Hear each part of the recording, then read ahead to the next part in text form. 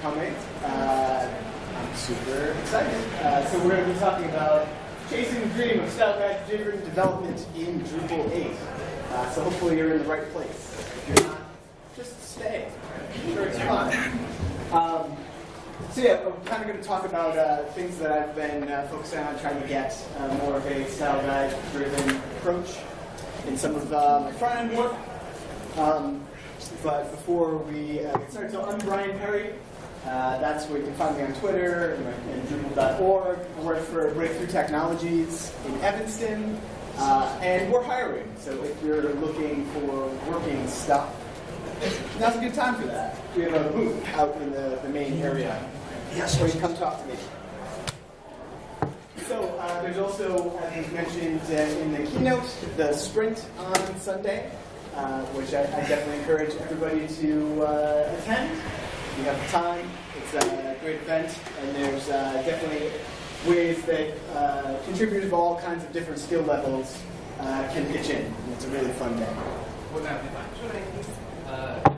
So, probably a good place to start. There are going to be kind of components of this talk that could be talks in and of themselves. But I want to start by just giving a bit of an overview of, from my perspective, what style guide-driven development actually is and what that might mean.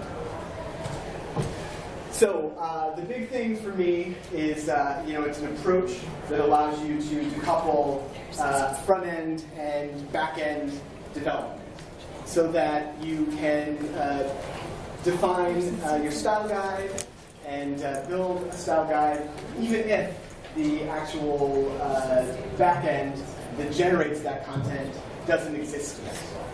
So you don't have to be stuck in a position where theming has to come at the end of the process, or defining your look and feel comes at the end of the process. And I've certainly been in situations where that has been jammed in at the end, and it has been somewhat unpleasant for a variety of reasons. So the perception is that you can just save the theming towards the end, take care of it when everything's finished functionally, and you'll get it done right at the end, and everything will look beautiful, and you'll cross the finish line like this view on the screen. But in reality, it's often a little bit closer to this. There are a lot of possible image options for this, but this is a good one. Some stuff's going to get done. Other things are not going to look as you intended. Some things just won't get finished, and it'll probably hurt a little bit. Or if, like me, you prefer to have the Mario Kart version of something, you're just about to cross the finish line and you're going to get hit by a big blue shell. So for the tiny sliver of people in the audience that work for, kudos. I have no idea. Yeah. And seriously, if there's one thing to take away from this talk, if you haven't played Mario Kart, just play Mario Kart. So another big piece of the puzzle is the concept of a living style guide. So this is a screenshot of a style guide. This is the US Web Design Standards. It's publicly available stuff. You came in to check that my big red button was pressed. So that this is a style guide that you can view on the website. It lays out different components and typography and various kind of look and feel rules for the site.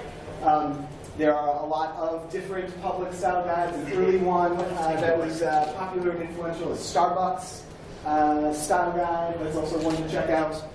This is another section of this same style guide where here we see a search bar component. And there's a few different variations on the search bar, big, medium, small, and then it's a little cut off at the bottom, but you actually see the markup that you can use to actually generate one of these components on your site. So a living style guide is a style guide that actually evolves as you develop your style guide and also evolves with your site. So what in my mind makes a living style guide? So one is that the components in it are modular and reusable. So there's a number of kind of definitions of this sort of approach. The one that sticks with me is the idea of atomic design. This is a screenshot of a blog post from Brad Frost, who kind of shepherded this idea. And the quote that's included here by Stephen Hay really kind of clicked in my mind when I first read this, the idea that we're not designing pages, we're designing systems of components. And I've definitely been in a situation where I've had mock-ups delivered to me that you need to theme or implement on the site, and it's a mock-up of a page. And then there's another mock-up of a page. And those two pages are essentially the same template, but there might be little variations in that mock-up. And if you went through the process of actually building out each one of those individual pages, there's a lot of wasted work. So again, there could be a whole other talk on this topic entirely, but this is the atomic design view of kind of the components here.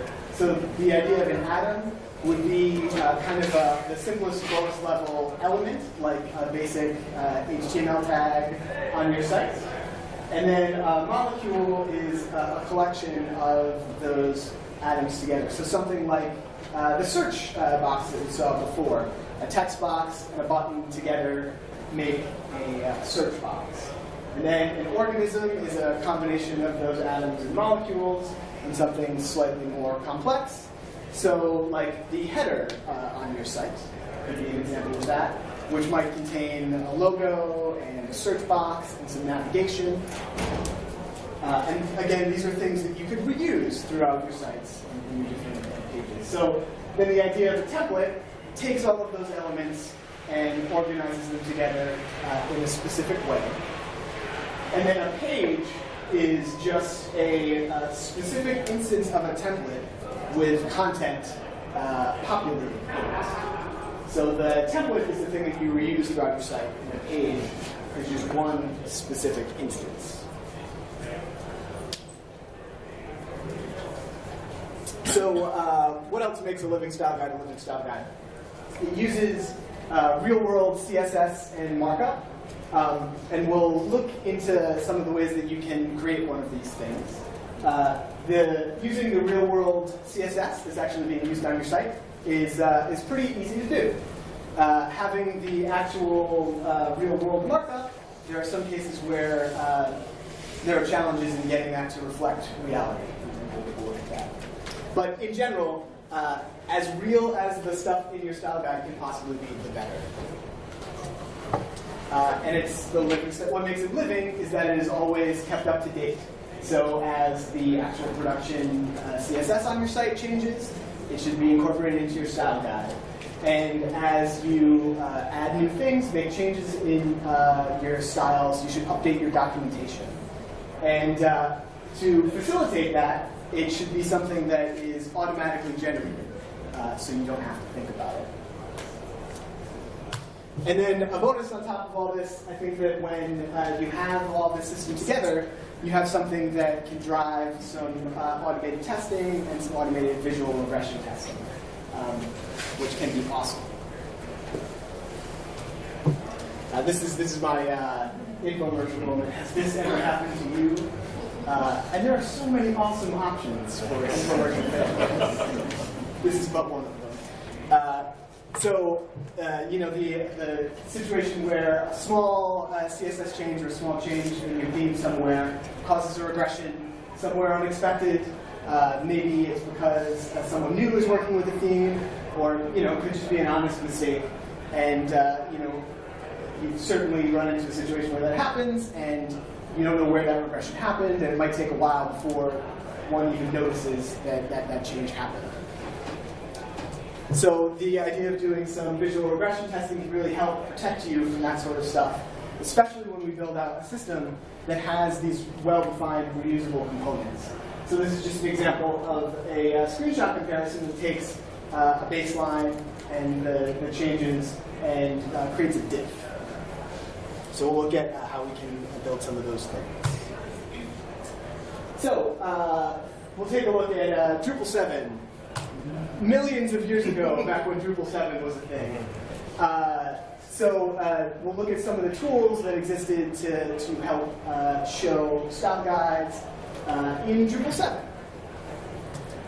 So there is the style guide module, and what the style guide module does, It's just a little video of a demo page of it. It shows you a big list of a bunch of common boilerplate elements on your site and some Drupal-specific elements.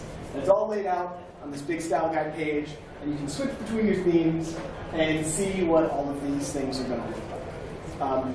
So I think Style Guide, I don't know, sometimes it doesn't get the credit that it deserves. It's really cool that there's this module that lets you just plug it in and turn it on, and you can see what things would look like in these different themes. And also it's a cool little tool to use to be able to see, if you're building out a theme, what are some of the things that maybe I haven't covered yet or I've missed. So it lets you know if there's things that you haven't really covered. And also, there's the Style Guide API, which has a couple of useful hooks. So there's Hook Style Guide and Hook Style Guide Alter. Hook Style Guide lets you add custom elements to the Style Guide page, and Style Guide Alter lets you change them, unsurprisingly. So this is just a really simple example where added some custom buttons with custom text, actually link buttons in this case, and some color swatches to the Style Guide page. And another thing that I've done in the past is change some of the groupings so that there can be some sort of indication on things that we've spent some time on and kind of approved or blessed, and things that might be in progress that require some review. So this is just an example of using Hook Style Guide to get some of this content in the Style Guide. So it takes a array of Style Guide items. The first one is an example of that color swatch. There's the title, which is the title of the thing in the Style Guide, where it's grouped, and then for content, if it's something really simple, you can include the content in line. Or if it's a longer chunk of markup or something a little bit more complicated, you could use a helper function to generate that. And that's what's happening in the second example. So it's one of those button links that we were looking at before. And there's a helper function, this particular function, that just takes classes and the text for the link and generates the appropriate markup. And then Style Guide itself has some helper functions that are useful too, where you can generate like lorem ipsum text and things like tables and common elements as well. So this is just an example with Hook Style Guide Alter, taking some of the things that Style Guide creates by default and changing their titles, putting them in a different group. Going back to that example where we're kind of keeping track of what we've actually got approval on, what's done, and what we might be working on in our Style Guide. There's also another module, the Style Guide File Snippets Module, if you're looking for something fun to say a bunch of times real fast. That's one of them. I feel like not a lot of people are using this, but it's pretty useful. It lets you extend your Style Guide with snippets of markup that you include in your code base. One example where that might be useful is if you are working on the theming layer and don't find yourself working in hooks or custom modules. This is another way that you might be able to get some custom stuff in your Style Guide pretty easily. And there's a couple of formats that you can use. So you can provide HTML, just as you would expect. The path where you include this snippet defines how it gets grouped in the Style Guide. So the snippet directory is something that is defined in the the module options here. And then the subdirectory results in what its group is. And then the actual file name of the HTML snippet results in the title of the Style Guide. So this is just a simple example of what amounts to basically bootstrap pillow navigation being included. And then the .inc format, what you're including there is basically one of those Style Guide item arrays that we saw before. But this also gives you an opportunity to do some logic or generate some content that gets included in this with like helper functions. Drupal 8. So, we've all heard of it. And there was some, I'm glad that there was a little chunk in the keynote that covered some of this as well.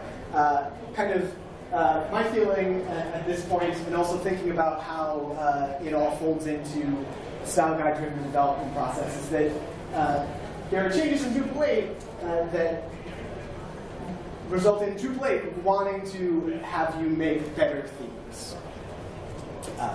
There are some cool tools there. So one thing is that, so I've certainly heard a lot of complaints and talk in the Drupal 7 days of the weight and complexity and nesting of some of the markup that Drupal produces by default. There are modules that are focused on cleaning that sort of stuff up. There's a lot that we can do to try to make that a little bit cleaner in Drupal 8. In fact, there are a couple of base themes in Drupal core. There's Classy, which is kind of a representation of the same amount of markup in classes for what Drupal spits out. And there's Stable, which is essentially kind of the bare minimum. And these base themes, so in Drupal 8, you always have to define a base theme when you're creating a theme. If you don't, it'll default to using Stable, unless you override it and say that you're specifically not a base theme. In templates, and in the twig templates in Drupal 8, there's a clear separation between logic and display in a lot of ways. Just at a high level, there is going to be a lot more of your classes and markup that is actually in these templates, and a lot less that is in pre-processing or theming functions, so that more of the stuff is in the templates, and people should be spending way less of their time digging through functions and pre-processing to find where the stuff is actually being generated.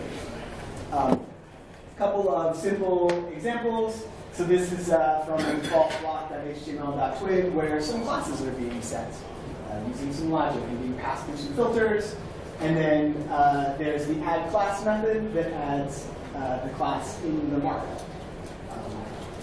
And then the other example below, so there is, while we're not running a bunch of PHP in our templates, there is definitely the ability to have some logic in your twig templates. So this is below is just a simple example. We're actually checking to see if there is a certain class that exists, and then we can change the markup depending on that.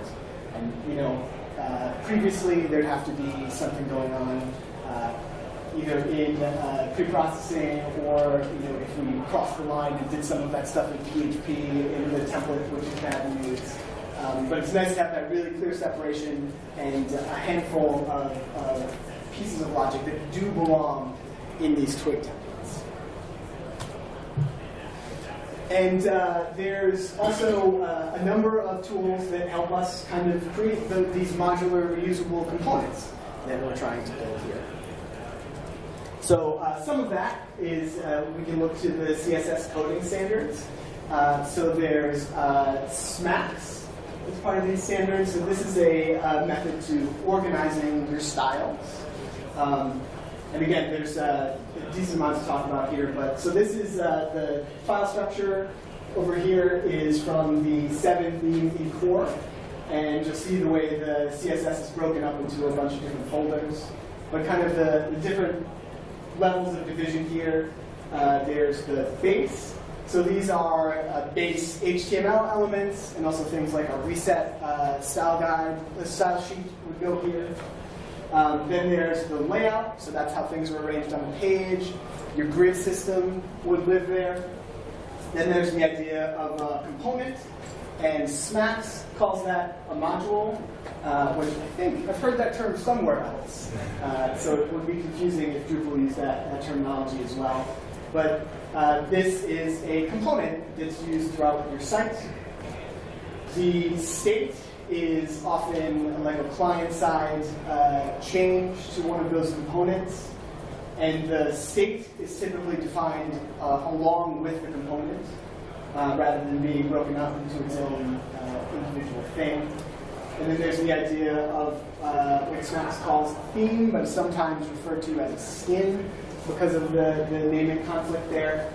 And so that is just kind of a visual skinning or change to this stuff. So for example, in the theme directory here, we've got a skin or theme for the install page and the maintenance page. So changing the look of just those things as they're defined.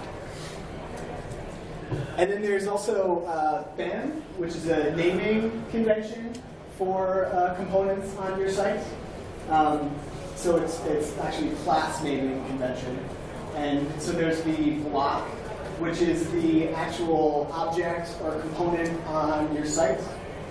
And then an element is a sub-object or sub-component within that block that is really only supposed to make sense within the context of that block. And then there's also the idea of a modifier that changes either the block or the element. And the actual class naming conventions here, the double underscore separates an element, and the double hyphen separates a modifier. So again, those are just coding standards, but I think that following those types of standards can help you create components that are more explicitly defined and reusable. So again, this is just another example from 7. This is styles for 7's pagination. There's a pager block, and then the item element, and then there's the next, last, first, and previous modifiers in this particular example, just to see how some of that naming might actually be represented. Another cool little thing you can do in Twig templates that really gets to the whole idea of smarter reuse is the idea of extending Twig templates. So this is just an example of a default field.html.twig template. And let's say that we wanted to, in this case, change what the item content was wrapped in.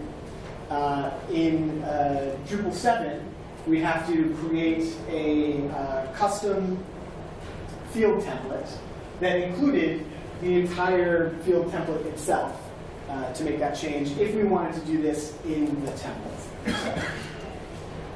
So what we can do now is we can define blocks in a Twig template. So this is taking the existing field.html.twig and creating a custom version that lives in our theme.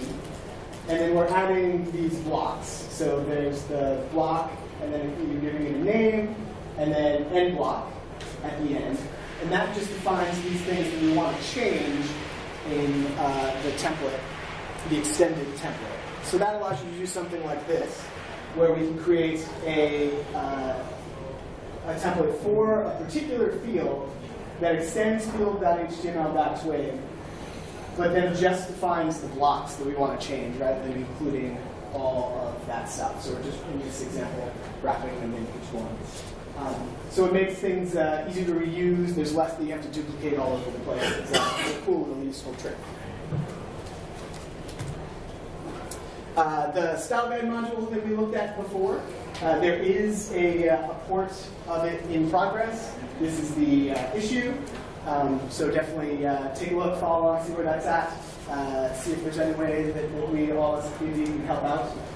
Because I think, as we talked about before, it's a cool little helpful module to have. But in the meantime, without that, what do we do? So there are a number of style guide generators that exist. And there's a bunch of them that are very cool. There's Pattern Lab, and Pattern Lab is in line with the atomic design concept and created by Brad Frost. From my experience, it does a lot of cool things, but it isn't quite as easy to get up and running and working together nicely with your Drupal theme. I'm sure there are people who have had better success with it than me, and I'd love to talk to you about it, but it wasn't, for me, the easiest one to get up and running. There's also another one that I've come across called SMACCS, which is cool because it was created with Drupal in mind and this sort of style guide-driven development approach. It uses Quid to define its content in the style guide, which is awesome.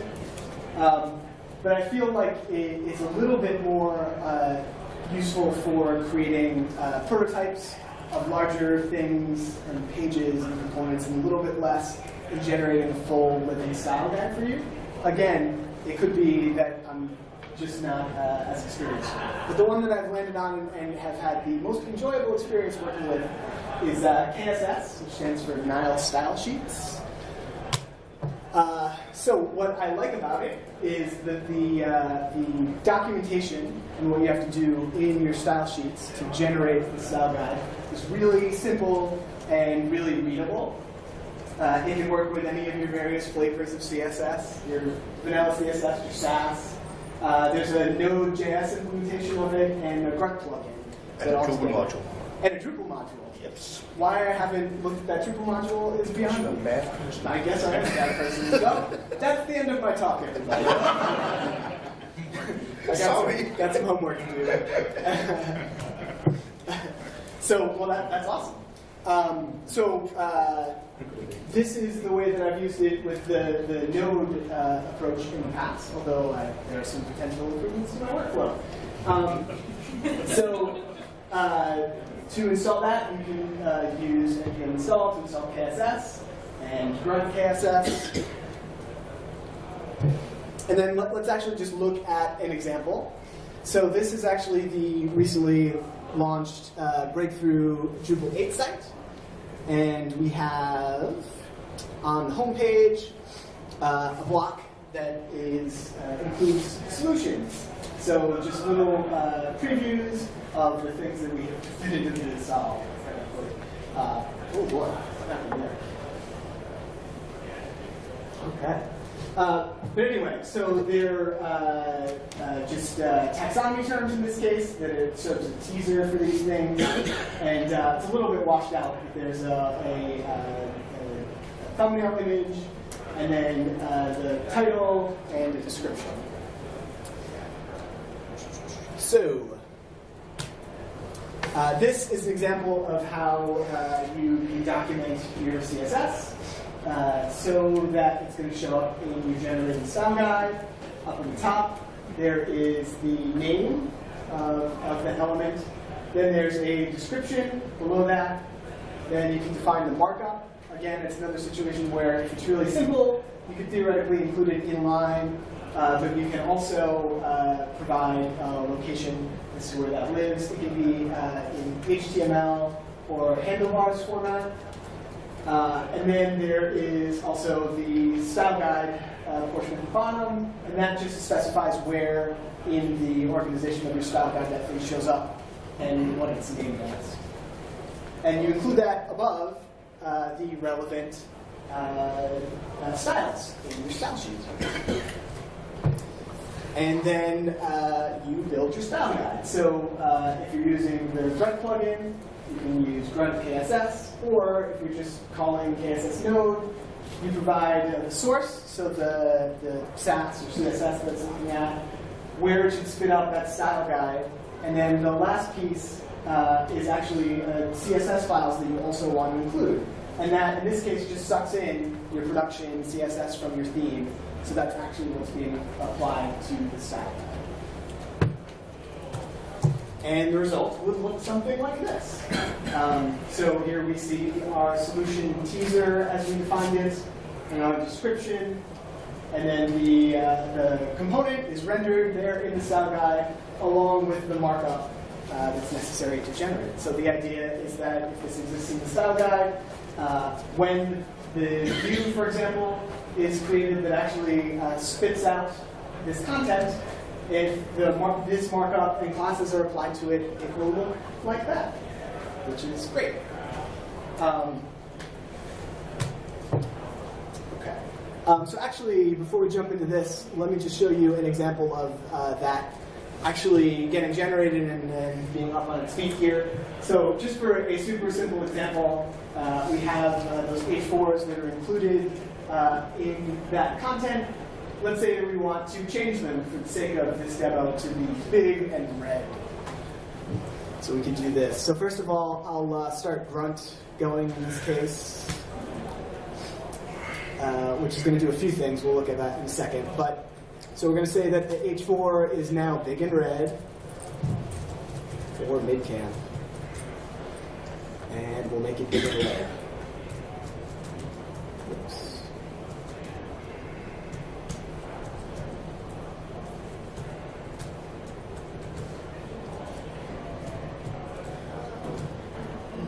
Okay, so when we save our style sheet, so Grunt's doing a couple things. It's really small on the screen there, but I promise you. It is regenerating our CSS, and then after that, it is generating the style guide, going through all of our style sheets and generating those elements. So if we go back and look at our site here, we'll see that now those things are beautifully big and red. And if we look over at the style guide and find either the H4, which is now big and red for MidCamp, or also the solutions teaser, that's now big and red too. So again, it's really great to have all of that documentation just automated within your workflow with something like Grunt, so that when you make a change, that all gets built out.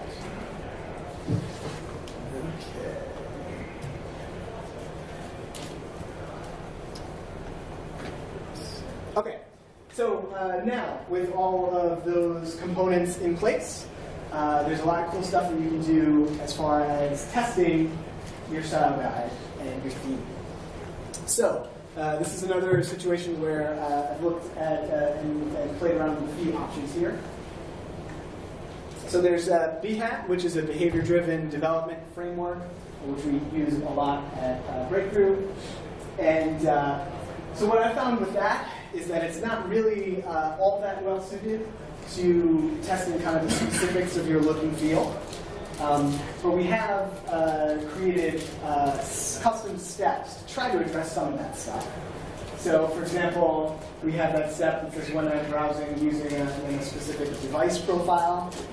In that case, it looks at the bhat.yaml file for device dimensions and changes the screen during the test to be those dimensions.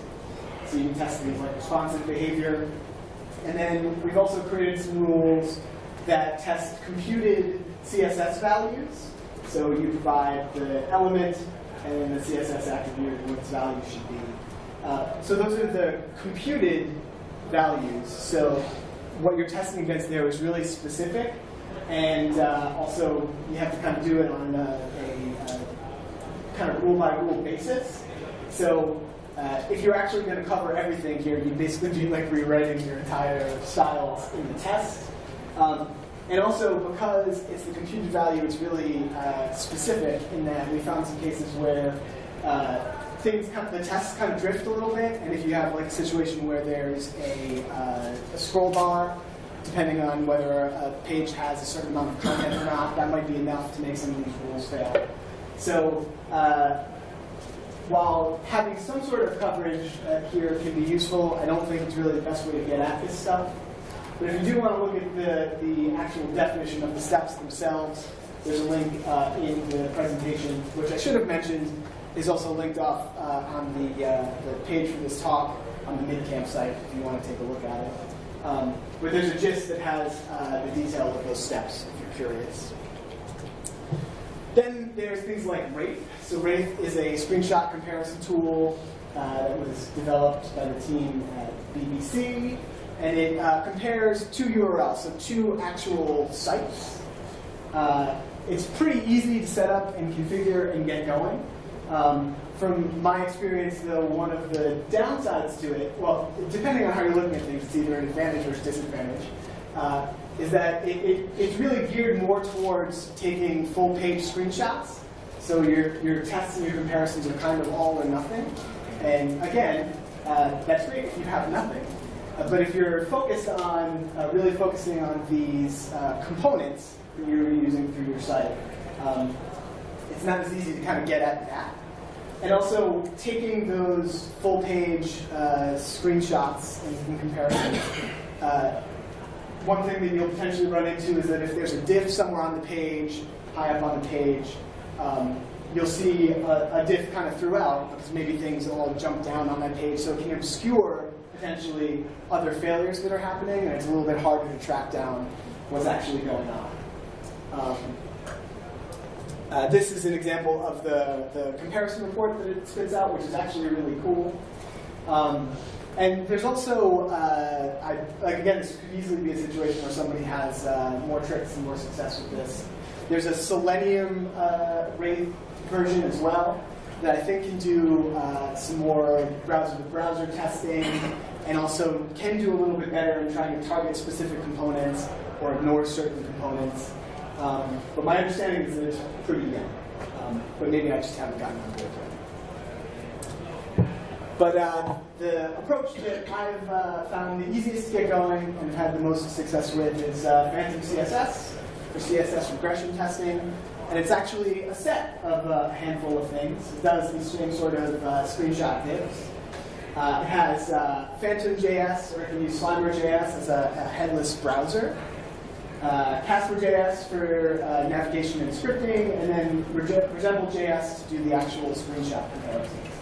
And again, what I like about it is that it's a little bit easier to include some sort of interactivity in your tests. Something like exposing a menu that's hidden or something like that. And it's way easier to target specific components, so it kind of fits much better in with this kind of component-driven approach. So again, there are Node packages for this. The one that is the easiest, in my opinion, is Grunt Phantom CSS. So it's a Grunt plugin that also has a Phantom CSS package with it. Or you can do the mainline Phantom CSS Node package instead. So here's an example of a simple test. It's JavaScript that is, again, testing this solution teaser component that we've been looking at. So you can provide pre-test JavaScript that runs. So cases where you might want to do something like that is, so sometimes this type of screenshot comparison and these types of browsers can have trouble with things like web fonts. Sometimes it is, in fact, the headless browser themselves. Sometimes they might actually be pointing to something like your web fonts loading slowly, which is another problem in and of itself. But also, you can get the page in a particular state as far as interactivity on the page, or if you have content that changes a lot, there's things that you can do to be able to feed in kind of node content so that it's a little bit more predictable against the baseline. And then there's actually the line of JavaScript that takes the screenshot, which is, I got too close to the screen, apparently. So all you do there is you provide a selector and then give the thing a name, and it's going to generate a screenshot for that particular selector with the name you specified.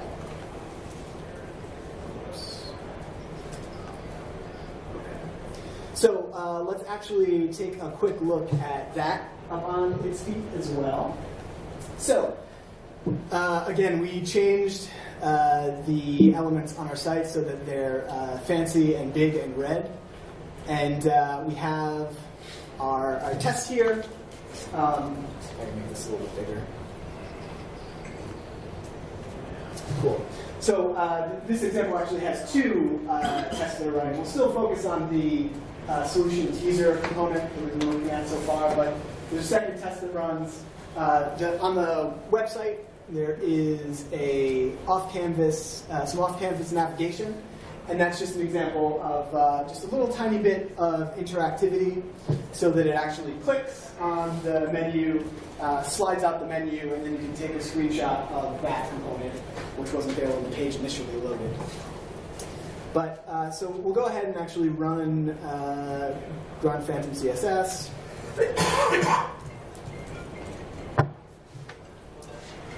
And when we do that, so there aren't any baseline screenshots in my environment right now.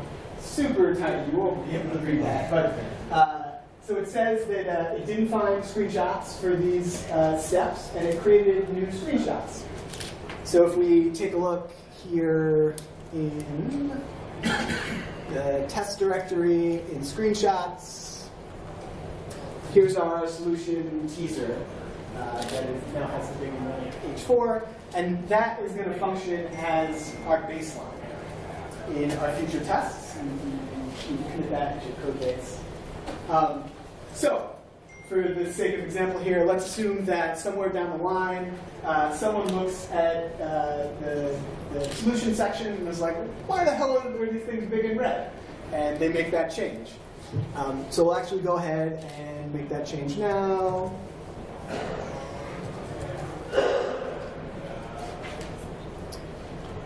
We will just take out the reference to being big and red, get rid of those 2 lines that made it big and red. And since our SAS changed, it's going to generate the CSS again and regenerate our style guide. And if we go look at the site, we'll see that things are no longer big and red. They look a little bit more sane. And in our style guide, things aren't big and red. And the documentation for H4 is now updated. So let's assume that, as a developer, I look at that and I'm like, those shouldn't be big and red.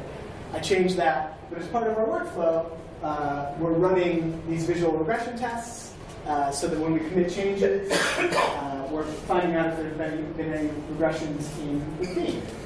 So if I follow that process and run Grunt Phantom CSS again. Now that we have those baseline screenshots, it's going to test against them. So we would expect, in this case, the solution teaser one to fail.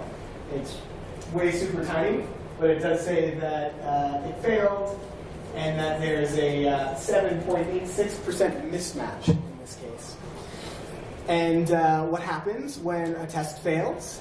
In this results folder here, it has the baseline that we saw before. It has what it labels as the diff, so what things changed to. And then it just performs a comparison between those 2 things and has our diff. So now we ran the regression test, and even though just by looking at it, we would assume it looks better that it's not red. We probably have to have the discussion, why was this red in the first place? And why is this part of our baseline tests?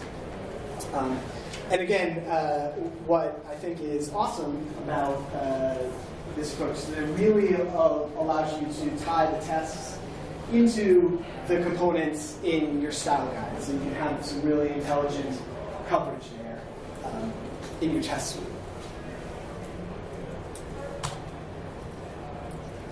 Okay, so this talk was called Chasing the Dream of Style Guide-Driven Development. So why is it called that? It's not the catchiest title in the world. So from my perspective, part of it is that all these things that I've been doing to kind of achieve this workflow and the Style Guide-Driven Development approach, there's still a lot that I really need to stick to and incorporate in my workflow. Be it cutting corners in how some of the markup is defined, or how I'm naming my classes, or this sort of visual regression testing being something that's potentially tacked on at the end, or not addressed when it needs to be addressed. So personally, I want to be able to find a better way to really stick to that being a key part of my workflow. And then also, it definitely feels like between some of the things that we might have done in 7 versus 8, a little bit of a transitional period.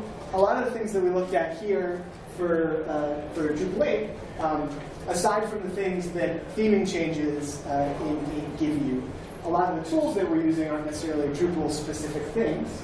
Although, so it feels transitional, and also, I'm wondering how can that all be incorporated better into your Drupal work, your Drupal workflow. It sounds like there are some modules that might help bridge that gap that I'll spend some time looking at. But so that's kind of why Chasing the Dream felt appropriate here.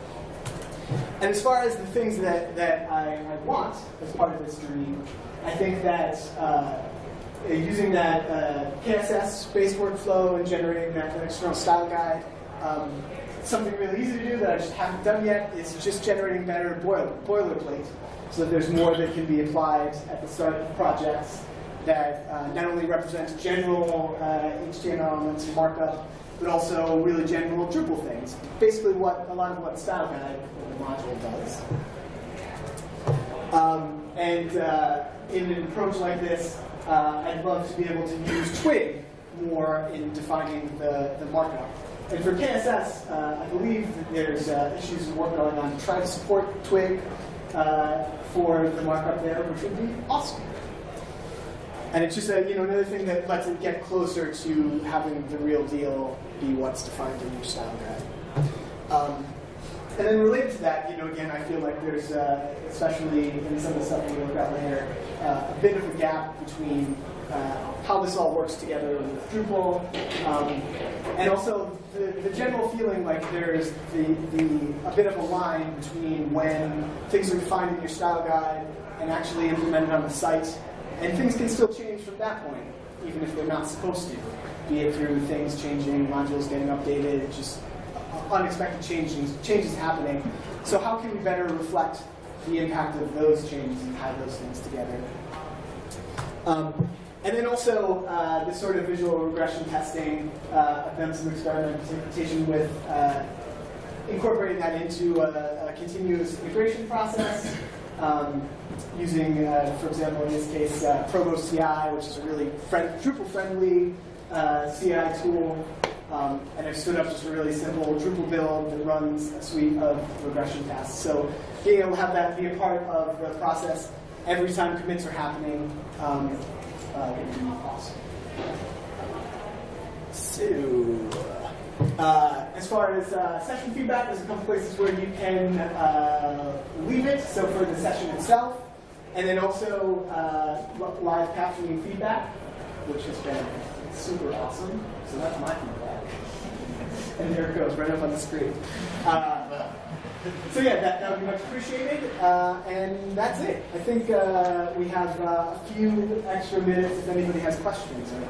So that one first. So now that you've been through this process and gotten over the hurdle of working it into your workflow, just understanding the overview involved, would you go through all this on every one of your projects, or is there still kind of a threshold for each project that's so big enough to warrant additional overhead that comes with all this? Yeah. So the question was, for the sake of the recording, now that I've gone through all this workflow, would you always do it regardless of the project or the size of the project? And the answer is no. So there are definitely some smaller projects or projects where there's not as much changing visually where it might not make sense. But what I would say is that I think that there are at least some pieces of this puzzle that do make sense regardless of the scale of the project. So some of the general ideas of trying to make components more reusable when you're building out theming elements. And also, maybe you're not going to create a full suite of visual regression tests or something like that, or maybe having a big standalone living style guide really isn't as important. But being able to have some simple representation of your style guide, like leaning on the style guide module, or really high-level overall tests that let you know if something catastrophically changed could still be working. Yes, I think I missed a key point. Entirely possible. I noticed in your thing you had a folder that was named KSS templates. Are you saying that you're not actually executing and rendering for this actual markup, but instead are preparing extra markup that you're force feeding into KSS? That is true. And so that is definitely something that still feels a little weird to me and sticks out as a gap. However, thinking back to kind of the beginning of the process, part of what we're actually allowing here is the ability to define that stuff in your style guide before it actually exists. So you kind of have to do that. But then it feels weird at the point when it does exist. I mean, if it was a living style guide, you would eventually be able to render what's actually being rendered from the theme. Yep. Yeah, so I think that there's, hopefully there's some ways to bridge the gap there, but I think even in the cases where it might diverge from reality, it still has a lot of value. Yes? Yeah, I actually work on, I know John Alvin is working on the node CSS. Yeah. They're trying to figure out how to put twig in. I'm working with Ruben, do it up in Sweden, to figure out the CSS module that we're building now is a building a CSS PHP project to get directly into your Google site. So you don't have to run Grunt or anything else, just build directly out. The problem is we have to write the markup on the site every time, but we want to have it directly from Twig.js. So if we have any experts in Twig.js, come help out, because we have no idea what we're doing. Yeah, I mean, that's definitely something that I'd like to look at more, because, bridging that gap is Yeah, especially new people coming in and just like, why do I need to run Grunt? I want to use Gulp. I want to do something else. Yeah, that makes sense. And yeah, I mean, even though there is a version of this workflow that works pretty nicely to me, I'd love to have everything be a little bit more deeply, if it makes sense. That's what I swear. So we've gone through this process of creating what seems to be an awesome tool chain and also automated process of getting the actual work you're doing for your site exported into a style guide. Have you gone through the process of looking through what you've done to find out what can I export into a reusable thing that's dropped in any project, any project, so that I can not have to give you all this work every single time I do a project? Yeah, I have. And that idea of just creating some better boilerplate for the KSS style guide is part of it. But yeah, I think there's definitely a lot that can be done to eliminate some of the reset opportunities. But I have. Yeah. With Phantom, maybe you mentioned this and I missed it. Is there a point where you register, this is the good, it's working now, everything looks the way it is right now, so this is the baseline for the screenshots? Yeah. Like, how do you do that? Yeah, I think we missed it. But so how it works is that when you define a step,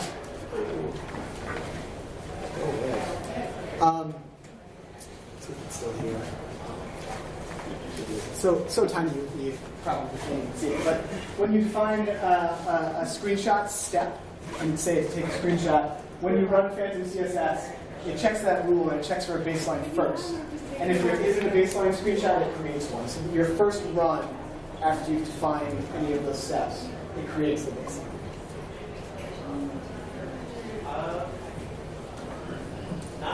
Any other questions? Yes? We have one more. Who is typically responsible for keeping up with your style guide? Designer or both? So anybody who touches the CSS, really, or anybody who's touching the theme. So usually it would be a front-end developer, but basically anybody who, anytime you make changes, you should be updating the style guide and your documentation. Cool. Anything else? All right. Thanks, everybody. This was a lot of fun.